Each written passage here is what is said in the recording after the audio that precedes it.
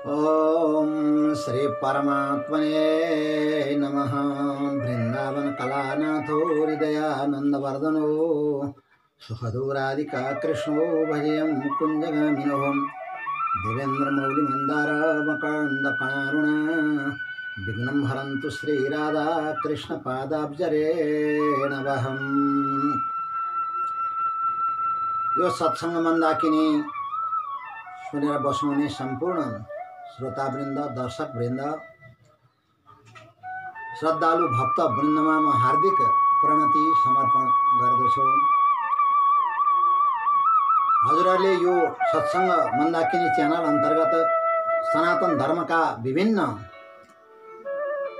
सूक्ष्म सूक्ष्म तत्त्वहरूको विषयमा सुन्दै आउनुभएको छ र त्यसै श्रृङ्खला अन्तर्गत आज म एकादशीको महत्त्व र यी वैशाख शुक्ल एकादशी जसलाई मोहिनी एकादशी भनिन्छ ती एकादशीको महत्त्व म बताउन लागेको छु। एकादशी तिथि सम्पूर्ण सनातन वैदिक धर्मको अवलम्बन गर्ने भक्त साधक सबै जनतामा अत्यन्त महत्त्वपूर्ण तिथि मानिन्छन् र एकादशीका व्रत अत्यन्त श्रेष्ठ मानिएका छन्, अनिवार्य पनि मानिएका छन्। एकादशीको व्रत चाहे वैष्णवहरू हुनुहोस्, चाहे शैव, शाक्त, गाणपत, शौर्य जति पनि साधकहरू हुनुहुन्छ उहाँहरू सबैका लागि अनिवार्य व्रत हो नि एकादशीका व्रत। र यी एकादशीका व्रत अत्यन्त महत्त्वपूर्ण छन्। जसरी जन्माष्टमीका व्रत अत्यन्त महत्त्वपूर्ण छन्, रामनवमीका व्रत, शिवरात्रिका व्रत ज्यादै महत्त्वपूर्ण छन्, त्यसै गरी एकादशीका व्रत पनि अत्यन्त महत्त्वपूर्ण छन्। त्यसै कारणले यी एकादशीको व्रत बस्ने जुन परम्परा छ सत्ययुगदेखि नै यो परम्परा सुरु भएको हो। किनभने एकादशी महात्म्यमा हामीहरू विभिन्न जो कथाहरू सुन्छौँ ती कथाहरू कुनै सत्ययुगका कथाहरू छन्, कुनै त्रेतायुगका कथाहरू छन्, कुनै द्वापरयुगका कथाहरू छन्, कुनै कलियुगका कथाहरू छन्। त्यसैले गर्दा यो सृष्टिको सुरुदेखि नै यी एकादशीका व्रतहरू प्रारम्भ भएका हुन्, अत्यन्त महत्त्वपूर्ण व्रतहरू। वेदमा पनि एकादशीका चर्चाहरू आएका छन्, त्यसै गरी धर्मशास्त्रहरूले पनि एकादशीको ठुलो महत्त्व बताएका छन् र पुराणहरू त एकादशीका महात्म्यले परिपूर्ण भएका छन्। एकादशीका महात्म्यहरूले पुराणहरू रङ्गिएका छन्। नारद पुराणमा बताइएको छ, नित्यं भक्ति समायुक्त ही नरै विष्णु परायण ही पक्षे पक्षे च कर्तव्यम एकादश्याम उपोषणम भनेर बताइएको छ। एकादशीका दिन भक्तिले परिपूर्ण भएर जो भगवत भक्तहरू हुनुहुन्छ उहाँहरूले दुवै पक्ष, शुक्ल पक्ष, कृष्ण पक्ष दुवै पक्षमा एकादशीको व्रत गर्नुपर्छ। एकादशीको सम्मान गर्नुपर्छ। एकादशीमा व्रत पूर्वक भगवानको उपासना गर्ने, ध्यान गर्ने, भजन गर्ने, पाठ पूजा गर्ने, एकादशीको महात्म्य सुन्ने, यी सारा कामहरू सबैका यी मुख्य कर्तव्य हुन् भनेर बताइएको छ। त्यसै गरी सनत कुमार संहितामा पनि एकादशीको महत्त्व बताउँदै भनिएको छ, एकादशी सदो पोष्यः पक्षयो शुक्ल कृष्णयो। चाहे ती शुक्ल पक्षका एकादशी हुन् चाहे कृष्ण पक्षका एकादशी हुन्, एकादशीको सधैँ उपोषण व्रत गर्नुपर्छ, व्रत बस्नुपर्छ र एकादशीमा उत्सवहरू गर्नुपर्छ। त्यहाँ पनि आएको छ। र अग्नि पुराणले झन् एकादशीको महत्त्व बताउँदै भन्नुभएको छ, उपोष्य एकादशी राजन यावत आयु सुवृत्तिभिः। यावत आयु भनेर त्यहाँ बताइएको छ, जहाँसम्म जीवन रहिरहन्छ अथवा जहाँसम्म बाँचिन्छ त्यहाँसम्म सुवृत्तिभि भनेको असल चरित्र भएका व्यक्तिले, राम्रो चिन्तन भएका व्यक्तिले, राम्रो विचार भएका व्यक्तिले एकादशी सदो पोष्या एकादशी सधैँ उपोषण गर्नुपर्छ, एकादशीको व्रत गर्नुपर्छ। पूर्व पुराणमा जोड दिएर भगवान शङ्करजी जगदम्बा पार्वतीजीलाई आज्ञा हुन्छ, वदन्तीय पुराणानि भूयो भूयो वरानने। हे वरानने, हे सुन्दर मुखारविन्द भएकी हे पार्वती, पुराणानी भुयो भुयो वदन्ती, पुराणहरूले बारम्बार यो कुरा बताएका छन्।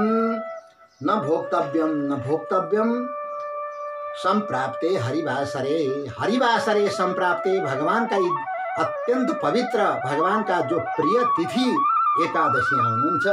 एकादशीमा न भोक्तव्यम न भोक्तव्यम, एकादशीमा खानु हुँदैन र त्यसमा पनि अन्न त लिनै हुँदैन। र अब एकादशीको व्रत सकेदेखि सबैले गर्ने, नसके अब कसले गर्ने त भन्दाखेरि त्यो पनि यो कुर्म पुराणमा भगवान शङ्करजीले आज्ञा भएको छ। 8 वर्षाधिको मर्त्यो हेन शीतिस्तो हायनै, एकादश्याम उपवस्यत पक्षयोरुभयोरपि। भगवान आज्ञा हुन्छ उभयोपि पक्ष हो भनेको दुवै पक्षमा, चाहे ती शुक्ल पक्ष हुन् चाहे ती कृष्ण पक्ष हुन्, एकादशीको व्रत गर्नै पर्छ। कसले त भन्दाखेरि बालक जब 8 वर्षभन्दा अगाडि भनेको 8 वर्षभन्दा बढी हुन्छ, 8 वर्ष जब पुग्छ त्यस बेलादेखि सुरु भएर अब कसलेसम्म अनिवार्य लिनै पर्छ त भन्दाखेरि अनशीतिस्तो हायरे, जहाँसम्म 80 वर्ष पुरा हुँदैन त्यहाँसम्म एकादशीको व्रत गर्नै पर्छ। र त्योभन्दा पछि 80 वर्ष पछाडि पनि सकिन्छ भनेदेखि गर्नु ज्यादै राम्रो कुरा हो। तर कथमचित सकिएन, त्यो वार्धक्यले गर्दाखेरि, त्यो वृद्धपनाले गर्दाखेरि भने पनि 80 वर्षसम्म त अनिवार्य एकादशीको व्रत गर्नै पर्छ। त्यसै गरी बालबच्चाहरू जो साना छन्, 2 वर्ष 3 वर्ष अथवा 4 वर्ष 5 वर्षका, 6 वर्ष 7 वर्षसम्मका पनि यदि व्रत गर्न सक्छन् भने त्यो ज्यादै राम्रो कुरा हो। तर गर्न सक्दैनन् भने उनीहरूलाई जबरजस्ती व्रत गराउनु हुँदैन। र तर 8 वर्षबाट अगाडि गइसकेपछि एकादशीको व्रत गर्नै पर्छ। त त्यस कारणले एकादशी गर्दाखेरि सकेसम्म दशमी विद्या एकादशीको व्रत नगर्ने र शुद्ध एकादशी, द्वादशी विद्या एकादशी जो शुद्ध एकादशी हुनुहुन्छ, एकादशीको व्रत गर्ने।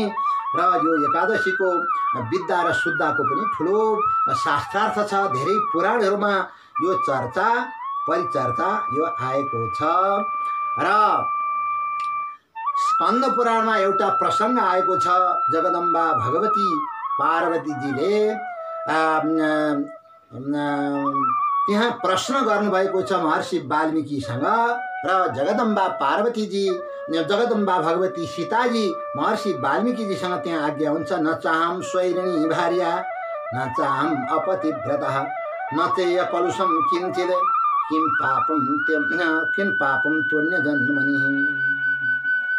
र भगवती सीताजी आज्ञा हुन्छ, न चेयम न चाहम स्वैरिणी भार्या, म त अत्यन्त पतिव्रता नारी हुँ।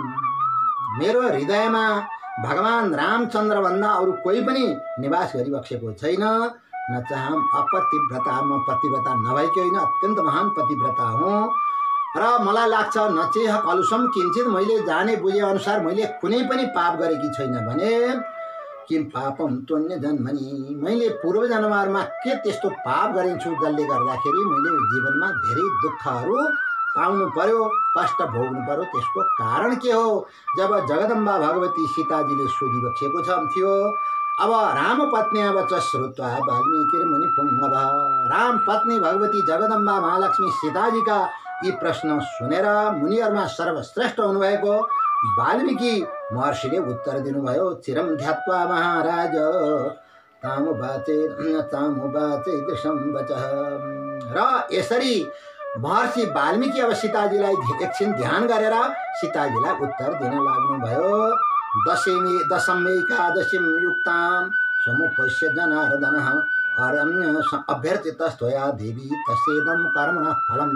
महर्षि वाल्मीकि भन्नुहुन्छ, हे सीताजी, हे जगत जननी, हजुरले यो दशमी विद्या एकादशीको व्रत गरिबसेको हुनाले र त्यो व्रत गरेर भगवान जनार्दनको पूजा गरिबसेको हुनाले तस्येदं कर्मणः फलम्, त्यही कर्मको फलले गर्दाखेरि यसरी दशमी विद्या एकादशीको व्रतको कर्मले गर्दाखेरि हजुरलाई यस्ता किसिमका कष्टहरू भएका छन्। त्यस कारणले जान्ने व्यक्तिहरूले, बुझ्ने व्यक्तिहरूले दशमी विद्या एकादशीको व्रत गर्नु हुँदैन।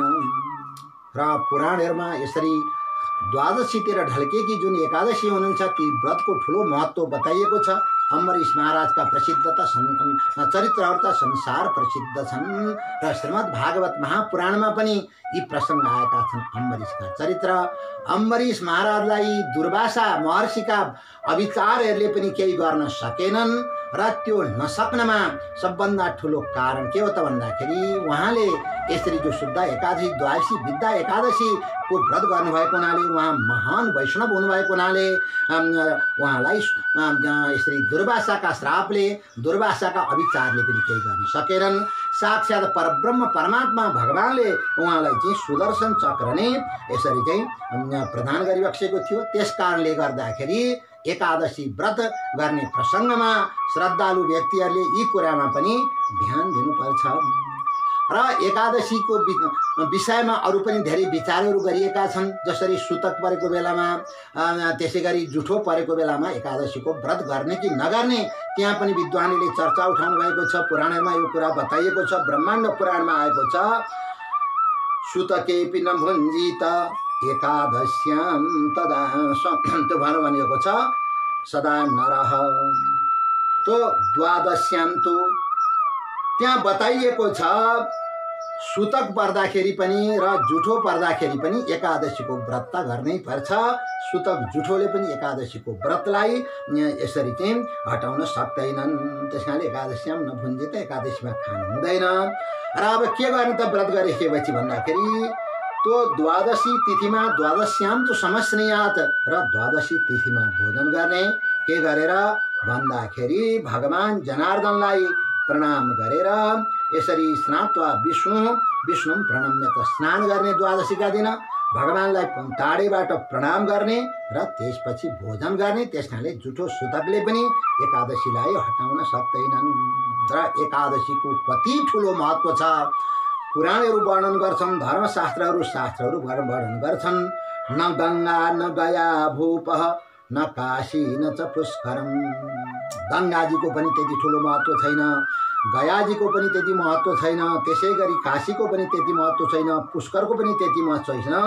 न चापि कौरवम क्षेत्रम, कुरुक्षेत्रको पनि त्यति ठुलो महत्त्व छैन। न रेवा न च देविका, रेवा नर्मदा नदीको पनि त्यति महत्त्व छैन, देविका नदीको पनि छैन। यमुना चन्द्रभागा छ, यमुना नदी चन्द्रभागा नदी यिनको पनि त्यति ठुलो महत्त्व छैन जति ठुलो महत्त्व यसरी चाहिँ एकादशीको छ। त्यसकारणले भनिएको छ चिन्तामणि समागेया। एकादशी चिन्तामणि जस्तै सम्पूर्ण इच्छा पुरा गरिदिनेवाला हुनुहुन्छ। यथापि निदेशमा अथवा खानी जस्तो, जसरी खानीहरूले सारा कुराहरू ऐश्वर्य दिन्छन् त्यसरी एकादशीले पनि दिनुहुन्छ। त त्यसकारणले कल्प पादव प्रख्या भनेको छ कल्प वृक्ष जस्तै एकादशीको महत्त्व छ। र वेदवादोपमा तथा वेदको जति ठुलो महत्त्व छ एकादशीको पनि त्यति ठुलो महत्त्व छ। एकादशीको यति ठुलो महत्त्व। अब आज जुन एकादशी, मोहिनी एकादशी हाम्रो अगाडि उपस्थित हुनुभएको छ, यी मोहिनी एकादशीको विषयमा भगवान श्रीकृष्ण र युधिष्ठिर महाराजका संवाद आएका छन् एकादशी महात्म्यमा। र यसरी ती संवादको प्रसङ्गमा सोध्नु भएको छ युधिष्ठिर महाराजले, यसरी वैशाख शुक्ल एकादशीको नाम के हो र त्यो व्रत गर्दाखेरि कस्तो फल हुन्छ भनेर जब यो प्रश्न सोध्नु भएको थियो भगवान श्रीकृष्णसँग। र अब त्यही प्रसङ्गलाई लिएर, यी मोहिनी एकादशीको महत्त्वलाई लिएर भगवान श्रीकृष्णले वशिष्ठ महर्षि र भगवान रामचन्द्रको संवाद प्रस्तुत गर्नुभएको छ। र भगवान रामचन्द्रले महर्षि वशिष्ठका अगाडि प्रश्न गर्नुभयो, मया दुखानी भोक्तानी सीता विरजानी भई, मैले सीताजीको विरहमा जुन यस्तो कष्ट पाउनु पर्यो यस्तो कष्ट मैले भोगेँ र यसरी यो कष्ट पाउनमा कारण के हो भनेर जब सोध्नु भएको थियो, त्यही प्रसङ्गमा वशिष्ठ महर्षिले यो एकादशीको महत्त्व बताउनु भएको हो। र हे भगवान, हे रामचन्द्र, हजुरले एकादशीको व्रतहरू गरिबक्सियोस्, हजुरलाई यस पछाडि अब कुनै किसिमका पनि कष्टहरू हुँदैनन् भनेर एउटा कथा महर्षि वशिष्ठले बताउनु भएको छ। भद्रावती नाम गरेकी एउटा सहर थिए, द्युतिमान नाम गरेको राजा हुनुहुन्थ्यो। त्यहाँ धनपाल नाम गरेका एकजना अत्यन्त धनिक वैश्य थिए र उहाँका ती वैश्यका धेरै छोराहरू थिए। तीमध्येमा सबभन्दा कान्छो छोरा चाहिँ धृष्टबुद्धि भन्ने थिए। उनी ज्यादै पापी भए र महाराजले घरबाट निकालिदिनु भयो। र तर उनी जब घरबाट निकाले पनि बाहिर गए पनि उनको बुद्धि सप्रिएन, चोरी इत्यादिहरू गर्न थाले। र यसरी चोरी गर्दा उनी पक्राउमा पनि परे। मान्छेहरूले धेरै पिटेर दुखायो पनि, कुटीपिटी गरेर दुखा पनि दिए। पछि महाराजलाई आएर उनीहरूले सबैले त्यो निवेदन गरे, यसरी हजुरका पुत्र राजकुमार, यसरी हजुरका पुत्रले चाहिँ चोरी गर्नुभएको हुनाले हामीलाई ज्यादै कष्ट भएको छ भने। पछि महाराज ज्यादै दुखित हुनुभयो, के अरे ती वैश्य ज्यादै दुखित भए र ती वैश्यले जब त्यो आफ्ना छोरालाई देश निकाला गरेका थिए, पछि उनी चाहिँ सिकारी भए, धेरै पशु पक्षीहरूको वध गरे र उनको झन् पाप बढ्दै बढ्दै गयो। एक दिन सौभाग्यवश उनी कौडिन्य ऋषिको आश्रममा पुगेछन् र त्यो वैशाख महिना थियो। वैशाखमा महर्षि कौडिन्य जब स्नान गरेर आफ्नो आश्रमतिर जान लाग्नु भएको थियो पवित्र नदीमा, र त्यो जो वैश्यपुत्र थिए र तिनी पनि त्यहाँ आएका थिए र महर्षिले स्नान गरेर आउँदाखेरि जो चिसा कपडा थिए, त्यो चिसा कपडाको छेउबाट जब त्यो पानीको थोपो ती वैश्यको शरीरमा जब परेको थियो, त्यसले गर्दाखेरि ती वैश्य अत्यन्त पवित्र भए र ऋषिको अगाडि उनले निवेदन गरे, हे गुरुदेव, आज मेरो भाग्यले गर्दा हजुरको दर्शन भएको छ, त त्यस कारणले म हजुरसँग निवेदन गर्न चाहन्छु, मेरो बुद्धि जो भ्रष्ट भयो, मैले सारा सम्पत्तिहरू पनि दुष्चरित्र नारीहरूको पछि लागेर सारा समाप्त गरेँ, मैले आफ्नो कुलको पनि यसरी चाहिँ मैले बेइज्जत गरेँ, त त्यस कारणले हे गुरुदेव, अब म यो पापबाट कसरी मुक्त हुन सक्छु, मलाई त्यो उपाय बताइबक्सियोस् भनेर जब ती वैश्य कुमारले निवेदन गरेका थिए र महर्षि कौडिन्य अत्यन्त दयालु हुनुहुन्थ्यो, उहाँले भन्नुभयो, हे बाबु, ठिकै छ, तिमीले अब नजानेर नबुझेर अज्ञानले गर्दाखेरि त्यो यौवन अवस्थाको उन्मादले गर्दा तिमीले यो दुष्कर्महरू गर्दै आएका छौ, तर तिमी एकादशी, यो मोहिनी एकादशी, वैशाख शुक्ल एकादशीको व्रत गर र त्यो व्रतबाट अवश्य पनि तिमी सारा पापबाट मुक्त हुन्छौ भनेर जब ऋषिले उपदेश गर्नुभएको थियो, त्यसपछि ती वैश्यले जब विधिपूर्वक यी मोहिनी एकादशीको व्रत गरे, उनी पापबाट मुक्त भए। त्यसपछि उनी अत्यन्त दिव्य स्वरूप लिएर, दिव्य देह लिएर त्यहाँ चाहिँ प्रकट भए र गरुड परिसंस्थित, त्यतिखेर उनीहरूलाई लिन भनेर गरुडजी पठाइबक्स्यो भगवान नारायणले। गरुडजी त्यहाँ उपस्थित हुनुभयो र तिनी गरुडमा गरुड परिसंस्थित दिव्य देह तत्व भूत्वा गरुडो परिसंस्थित दिव्य देह धारण गरेर गरुडमाथि चढेर जगामा वैष्णवम लोकम सर्वोपद्रव भर्तिदम, त्यस कारणले वैष्णव लोकमा दिव्य भगवानको धाममा जानुभएको थियो। र महर्षि वशिष्ठ बताउनुहुन्छ, इति दृश्यम रामचन्द्र तमो मोह निकृन्तनम, त्यस कारणले हे रामचन्द्र, हे भगवान, यी मोहिनी एकादशीको यति ठुलो महत्त्व छ, वैशाख शुक्ल एकादशीको यति ठुलो महत्त्व छ, न त परधर्म किञ्चित त्रैलोक्य सचराचरे, यीभन्दा ठुला व्रत संसारमा तिनै लोकमा चराचरमा अरू कुनै पनि व्रत हुन सक्दैनन्।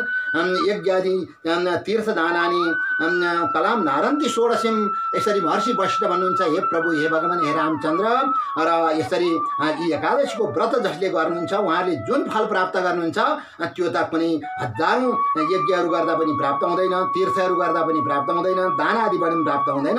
यस्ता महान यी एकादशी अत्यन्त महान छन् र सारा पापलाई नाश गर्नेछन्। त्यस कारणले हे प्रभु, यस्ता एकादशीको सबैले व्रत गर्नुपर्छ भनेर महर्षि वशिष्ठले जो बताउनुभएका थिए, ती परम पावन जो एकादशी छन्, ती एकादशी अब हाम्रो अगाडि आएका हुनाले हामी पनि श्रद्धापूर्वक ती एकादशीका व्रत गरौँ, भगवत कथाहरू सुनौँ, एकादशी महात्म्यहरू सुनौँ, भगवान राधा कृष्णको पूजा गरौँ, अवश्य पनि हामीहरू सम्पूर्ण कष्टहरूबाट, दुःखबाट मुक्त हुनेछौँ। र यति नै कुरा निवेदन गरेर म मेरा यी भनाइहरूलाई, यी प्रवचनलाई म विश्राम गर्न चाहन्छु। हरि ओम तत्सत।